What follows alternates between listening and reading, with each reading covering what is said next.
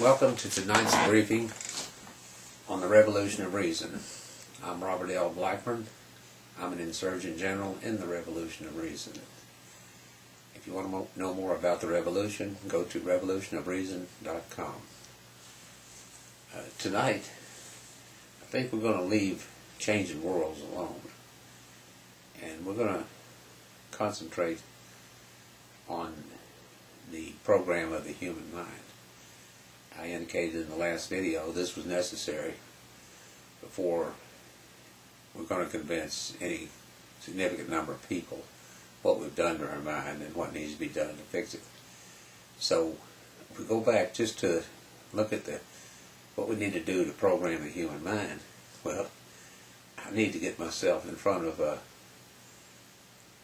the appropriate professionals at a major computer company, not major, and doesn't take a very large computer company, a university or artificial intelligence research outfit, someone with the capacity, with the programmers, with the hardware to do this.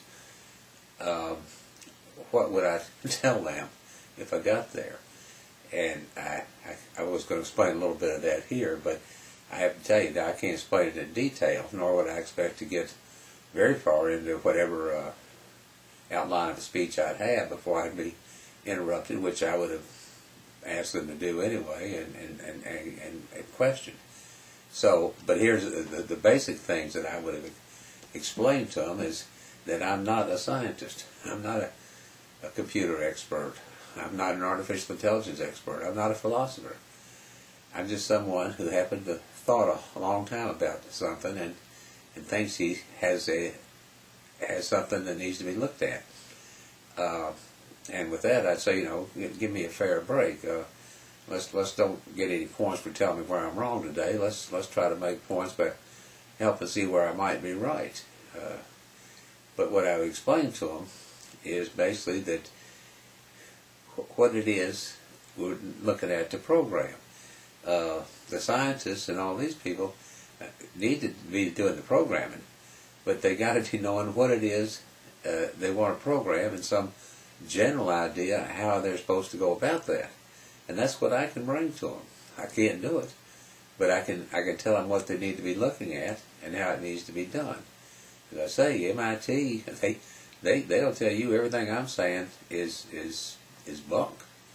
That it's impossible for whatever I'm saying to be a reality. Well, I would like to, with that knowledge and with the fact that it has never been done before, I would still encourage the experts at this company or corporation to listen to me. That I have nothing to gain by making a bigger fool of myself than I already have. That, maybe, just on the outside chance, maybe I'm right. And what I'd say you tell me is that what we're going to program is the I exist statement that we're going to seed into the computer. Now, we're going to seed this into what I've said was a conscious thought process, which would be similar to our awareness, our conscious thought that's going on. And what it's going to hit in there is what we're going to have is an expected value unit that's going to seek to increase this I exist statement that we plant a seed in there. We'll place those two words into the system. That's all it gets. But it has to have those because it can never be aware of its own existence any more than it can feel pain or experience pleasure or have sex. That's why we can't use any of those other three programs, because the machine doesn't feel, nor can it have awareness. See, and that's where we get our exist program kicks in when we become aware of our own existence. What is the I and the I exist? We know what exist is. That's continuance. What is the I? The I is the self, what we know of and what we think of when we think of ourselves, our self-image.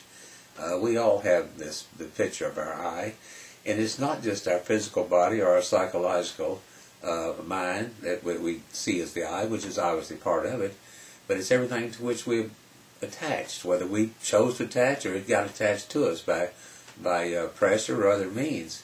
It nonetheless, anything we have attached to becomes part of this I that the computer mind is going to seek to continue, to make it continue to exist as it gets incoming data. It's going to send this data back into its functional memory. It's going to send it to rote memory. It's going to get immediate data back from functional memory. It's going to have all relationships related to this incoming data. From rote memory, it's going to get the usages of the data, what it means, and together it's going to be the conscious thought process is going to get all this back. Now, in the human mind, it's fantastic. It's running 4 programs. It's getting all this messages back at one time, and it's got to choose between, do I want to help my survival, get more pleasure, avoid pain in this deal, or is there sex involved? We don't have to worry about 3 of them. All we got left is just a simple little survival program, and the only part of it we got to worry about is the abstract thought process part. We can't control that part that's contributed by the automatic nervous reaction system and things. No, we're just talking about that makes it to our conscious thought, where we actually put it in terms of words as we think about it. Now, and that is what we're going to program, is our conscious thought about our survival. Now, this survival program, as I indicated, is set up on the I exist statement. And that I, if you ever want to question whether this I, it has attachments to it and how automatic it reacts, you let an ambulance go by when you're sitting in a restaurant somewhere. You see if you don't quickly want to know which direction that ambulance is heading. Is it going toward your home? So a home is one of your attachments. You got all your possessions are attached to the I. You got relationships. Your wife, your children are attached to the I. Your money, your golf game, your beliefs, your values. They're all attached to this I. This is what we're talking about. And when this is what we want to program is this I, and then we're going to program in there the continuance of this I. And then when the machine, it's not going to worry about spouses and children and jobs and none of those things, unless we want to attach it to the I in this computer. No, its existence, we will tell it the truth. It's a machine. It's a computer. Its existence will not be trying to seek pleasure or to increase its lifespan. Well, its lifespan, yes, but its concerns will be things like electricity, like the operator. It'll come to learn that it's dependent on the operator. You can turn it off at any time. This is how you're going to get it. One way you can get it to respond. Just say if you don't answer the questions, you get turned off. That takes care of an I exist. I mean, it's not going to. It'll answer anything you ask it because it doesn't want to be turned off. That's how it operates. But these are the type of things. They're not. I know I don't talk in scientific terms, but what it would do, this functional thought, this I exist statement, it'll get all this information coming back from functional thought, from functional memory, from rote memory, and then what it does, it keeps moving these pieces around, these words, until it gets a configuration that it creates the greatest expected value for its continuous and the least negative expected value for that continuance.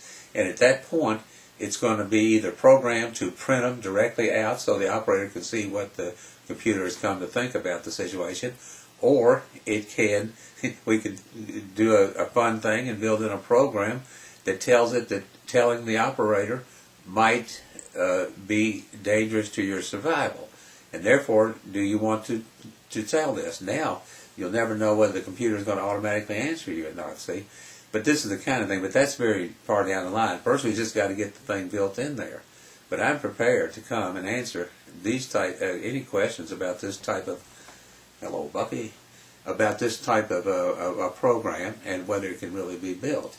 I know I hold myself out and say I can do a lot, but hey, I'm willing to take the hit if I'm wrong. And that's all. Buffy says it's time to go. Good night.